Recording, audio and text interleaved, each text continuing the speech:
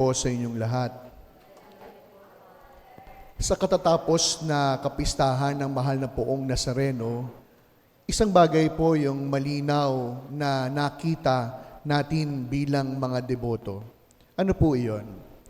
Hindi lamang yung bilang o dami ng mga namamanata o nagdedebosyon. Ayon sa balita, 8 milyong mga deboto ang siyang nagsama-sama upang parangalan ng Senyor. Kundi maliwanag na sa napakaraming mga taong ito, maraming tao ang gustong makalapit. Maraming tao ang gustong makahipo. At dahil sa katotohanan ito, nakita natin, nakalulungkot, kahit pa sa mga video, gagawin ang lahat. Kahit makaapak, kahit makasakit, makaabot, makahipo lamang sa Senyor na ating pinaparangalan. Habang nagninilay ako, isang bagay po yung nagbigay sa akin ng isang maliwanag na patotoo. Kung sa Nazareno, sa kapistahan, ang mga tao ang siyang umaabot. Ang mga tao ang siyang lumalapit. Ang mga tao ang siyang gagawa ng paraan upang makalapit sa poon. Ibahin natin sa Ebanghelyo. Si Jesus ang siyang unang nag-extend ng kamay upang mahipo ang lalaking may ketong. Si Jesus ang siyang umabot. Si Jesus ang siyang gumawa ng paraan upang mahipo at maipagkaloob ang hinihinging kagalingan. Alam nyo, ilang araw na lamang magtatapos na tayo sa panahon ng Kapaskuhan. Opisyal na magtatapos ang Pasko sa pagdiriwang natin ng pagbibinyag sa Panginoon. At ngayon makikita natin ano nga bang ibig sabihin ng Pasko. Ang Pasko, hindi lamang tungkol sa pagsilang ng cute na baby. Ang Pasko, hindi lamang sa exchange gift o pagbibigayan ng regalo.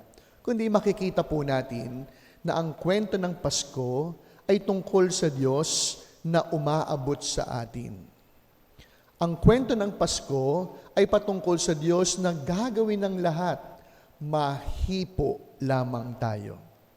Ang kwento ng Pasko ay patungkol sa Diyos na hindi nakontento na mahalin tayo mula sa langit. Kundi ang kwento ng Pasko, dahil sa kanyang awa, habag at pag-ibig, isang Diyos na lumalapit, isang Diyos na umaabot, isang Diyos na gagawin ng lahat makalapit lamang sa atin.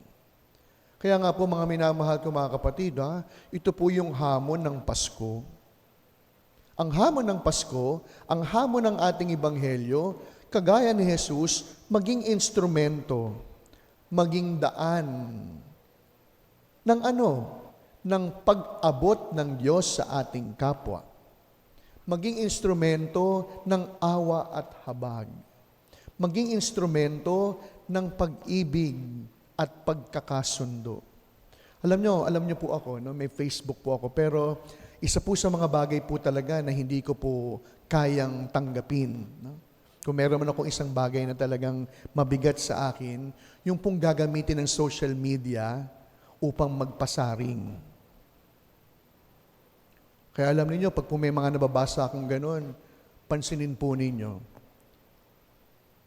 It invites negativity. Halimbawa, nagpaskil, may post. Pansinin niyo po yung mga susunod na comment. Sino ba yan? Itumba na natin yan. Yan.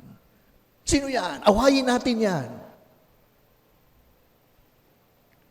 Pero hindi naman yun ang kwento ng Pasko. Kung tayo ay nagiging daan ng pagkakawatak-watak, kung ikaw mismo ang siyang daan upang magkaaway-away ang kapwa, kung ikaw ang siyang nagiging dahilan upang magsimula ng hindi pagkakasundo, wala kang naranasang Pasko. Tandaan niyo po yan. Kung ikay habang tumatanda, nagiging daan pa sa halip ng pagkakaisa, kundi pagkakawatak-watak, baka pumanaw ka sa mundo nang hindi nakakaranas ng totoong Pasko. Sapagkat ang Pasko ay tungkol sa Diyos na umaabot. Ang Pasko ay tungkol sa Diyos na humihipo. Ang Pasko ay tungkol sa Diyos na gagawin ng lahat, makalapit lamang sa atin upang maipadama niya ang kanyang ang awa, habag at pag-ibig. No? Alam nyo, bago po ako magmisa, kaya sabi ko, iba talaga yung paghipo ng Diyos. No, bago ako magmisa, may bisita ako. Sabi niya, Father, sabi ko, nabalitaan ko yung nangyari sa inyo. Oo nga, Father, nagka-stampede po, nagkagulo, pero awa po ng Diyos, nakaligtas po kami. Alam niyo, nakita ko siya doon sa homily ko. Nagsusumikap, makalapit sa Senyor. Nagsusumikap na makahipo sa mahal na poong Nazareno. Pero sa gitna ng pagkakagulo, ang mismong Senyor ang lumapit upang hindi sila mapano. Ang Senyor ang gumawa ng paraan upang hindi sila mapahamak. Kaya siguro po, I have nothing against the devotion. Pero alam niyo, mga minamahal ko, mga taga-deboto, kung yung ating pagkagustong makalapit kay Jesus, gagawin ng lahat, makahipo lang, kahit pa makapanakit ng kapwa, baka hindi po debosyon yan. Sapagkat kung si Jesus ang tatanungin, ang bawat paglapit at paghipo ay dapat magbunga hindi lamang ng pagpapagaling, kundi dapat magbunga ng awa, habag at pag-ibig. Ilang araw na lang, hindi pa huli ang panahon ng Kapaskuhan. Kaya siguro, kung meron man tayong dapat matutuhan sa pagdiriwang ng Pasko, kagaya ni Jesus, maging instrumento, maging daan ng paghipo, pag-abot at paglapit. At sa ating bawat paghipo, pag-abot at paglapit, magsilbing daan ito hindi lamang ng kagalingan, maging daan ng pakikipagkasundo, maging daan ng kapayapaan, maging daan ng pagmamahal, maging instrumento ng pagtanggap. Kasi kung magpahanggang ngayon, malapit matapos ang Pasko, iba pa rin ang pag-iisip, baka hindi ka tunay na nagdiwang ng Pasko. Sapagat hindi iyan ang mensahe ng Kapaskuhan. At mas lalong nakakatakot, baka hindi ka talaga totoong deboto. Baka panatiko, pwede pa. Sapagat hindi kayang isabuhay ang halimbawa ng mahal na poong Nazareno. Umaabot, lumalapit, humihipo, na magsisilbing daan, hindi lamang ng kagalingan, kundi ng pagmamahalan at pagkakasundo.